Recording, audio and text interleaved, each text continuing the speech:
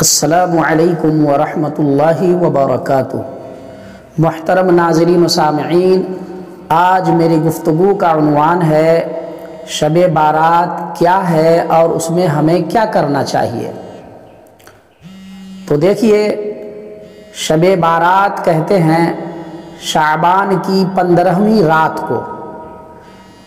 شعبان کی جو 14 تاریخ ہوتی ہے، 14 تاریخ کا دن گزر کر جو رات آتی ہے وہ 15 شعبان کی رات ہوتی ہے، 15ویں شعبان کی رات کہلاتی ہے، اور اسی رات کو شب بارات کہا جاتا ہے۔ شب بارات مبارک رات ہے، فضیلت والی رات ہے، اچھی رات ہے۔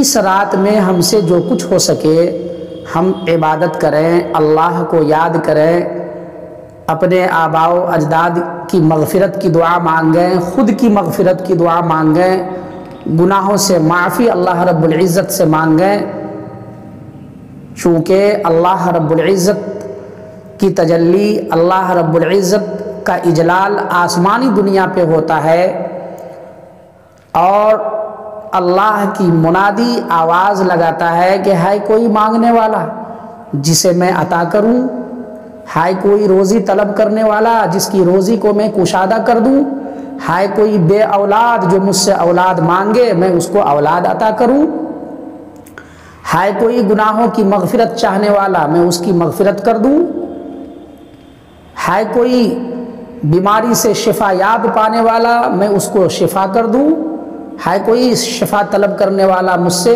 میں اس کو شفا کر دوں، ہے کوئی مراد مانگنے والا، ہے کوئی مرادوں کو مانگنے والا میں اس کی مراد کو پوری کر دوں۔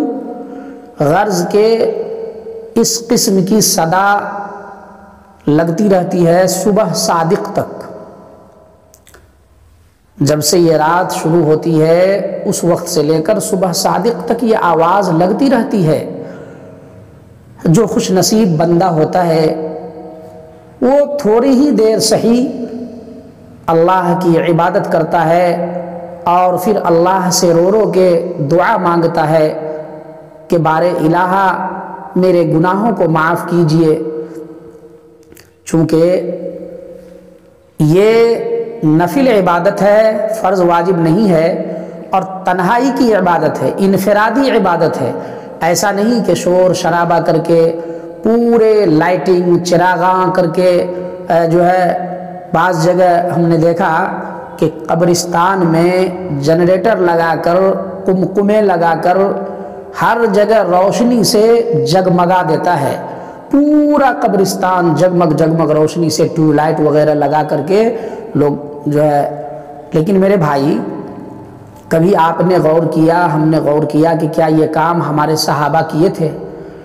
کیا یہ کام رسول اللہ صلی اللہ علیہ وسلم کے دور میں ہوا تھا؟ رسول اللہ صلی اللہ علیہ وسلم اپنے صحابہ کو یہ کام کرنے کے لیے کہے تھے، یا 200 سالہ دور صحابہ کی زندگی میں یہ سب کچھ ہوا تھا؟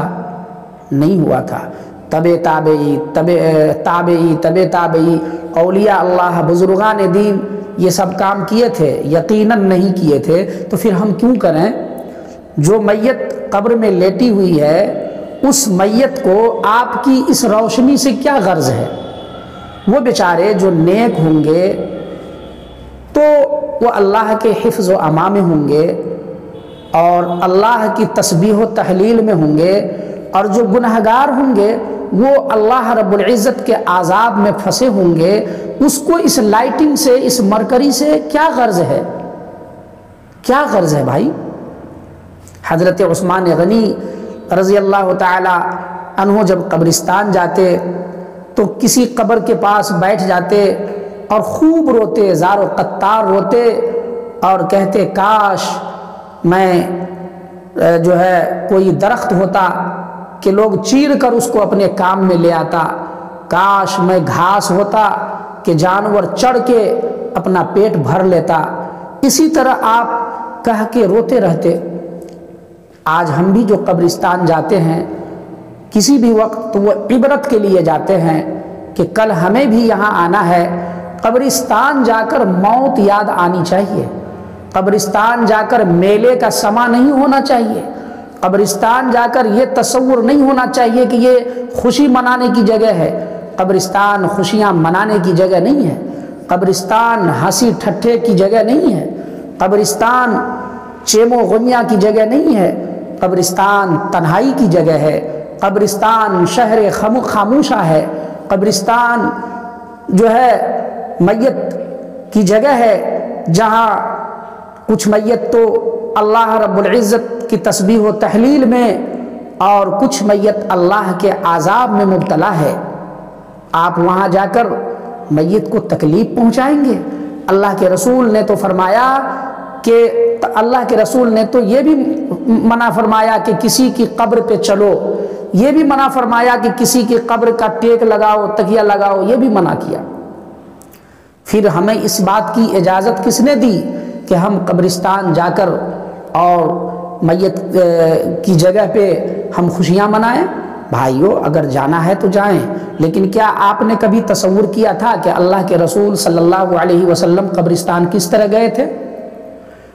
اللہ کے رسول صلی اللہ علیہ وسلم قبرستان جو گئے تھے کس طرح گئے تھے؟ خاموشی سے گئے تھے، بیوی کو بھی آپ نے نہیں بتایا کہ میں قبرستان جا رہا ہوں۔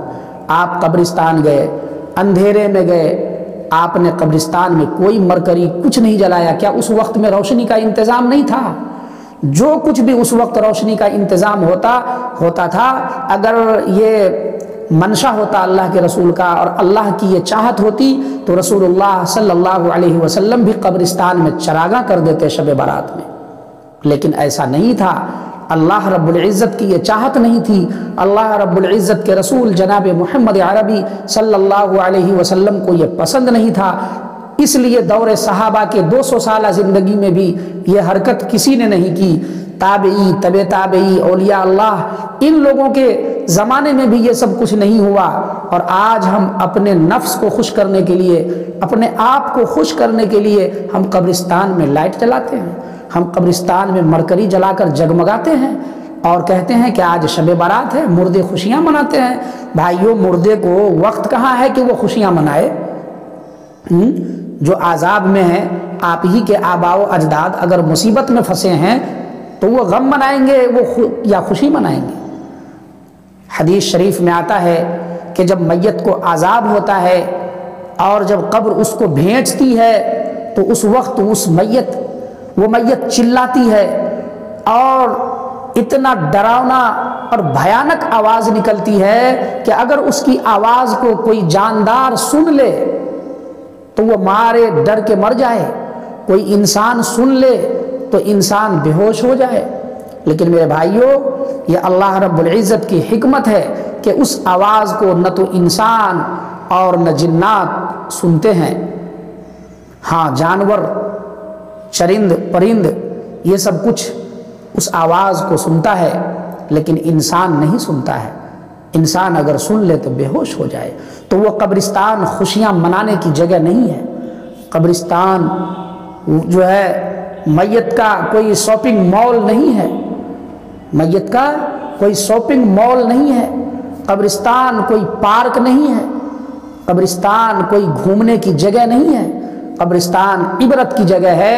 اگر آپ جانا بھی چاہتے ہیں تو اکیلے جائیں، یا اگر ڈر ہے کہ کوئی ڈاکو وغیرہ کا تو پھر 2 آدمی کو لے لیں لیکن کیا وہ فرض واجب ہے؟ کیا فرض واجب تو نہیں۔ اللہ کے رسول صلی اللہ علیہ وسلم نے کسی امت سے کہا کہ تم قبرستان جانے کی ترغیب دی؟ نہیں دی۔ محرم میں 10 تاریخ کو یہودی روزہ رہتے تھے تو اللہ کے رسول کو پتہ چلا تو اللہ کے رسول نے کہا انشاءاللہ آئندہ سال سے میں بھی رہوں گا، اور صحابہ سے کہا تو بھی رہنا۔ لیکن کیا کبھی قبرستان جانے کے بارے میں اللہ کے رسول نے کسی صحابہ سے کہا؟ نہیں کہا۔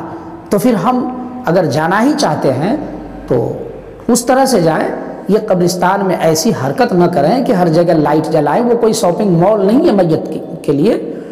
تو امید ہے کہ یہ بات ہمارا آپ کو سمجھ میں آ چکی ہوگی۔ باقی یہ رات عبادت کی ہے، آپ عبادت کریں۔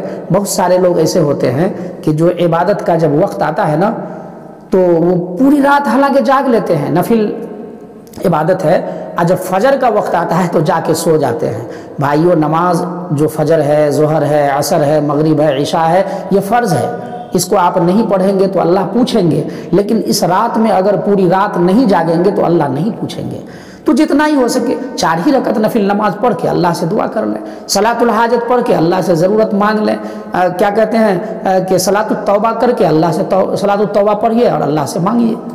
تو یہ ہے، تو اس رات کو کوئی خوشی والا رات یا ایسی رات نہ بنائیں جو تہوار کا سما ہو، یہ تو نفل عبادت ہے، اور نفل عبادت کو فرض پہ فوقیت دینا یہ مکروہ ہے۔ لڑکے لوگ ہفتے سے بھر سے چندہ وصولتا ہے اور اس رات میں انتظام کرتا ہے چائے وائے کا، پوری رات ہاں ہی میں رات گزار دیتا ہے چائے نوشی میں، پتہ ہے پبلک کے پیسے کو لے کر کے، اور اس طرح اڑا دینا فضول خرچی میں۔ بعض جگہ شبینہ ہوتا ہے، قرآن پوری رات میں پڑھا جاتا ہے، حافظ صاحب وہاں قرآن پڑھتے ہیں اور لاؤڈ اسپیکر لگا کر کے پورے گاؤں اس کی آواز کو سناتے ہیں۔ پتہ ہے کہ کون کس کام میں مشغول ہے، کوئی بیوی سے ہم بستری کرنے میں مشغول ہے، کوئی لڑائی جھگڑا میں مشغول ہے، کوئی نشہ اور شراب پینے میں مشغول ہے، اور اس آواز کو زبردستی آپ پورے گاؤں والے کو سنوا رہے ہیں۔ یہ اچھی بات نہیں ہے۔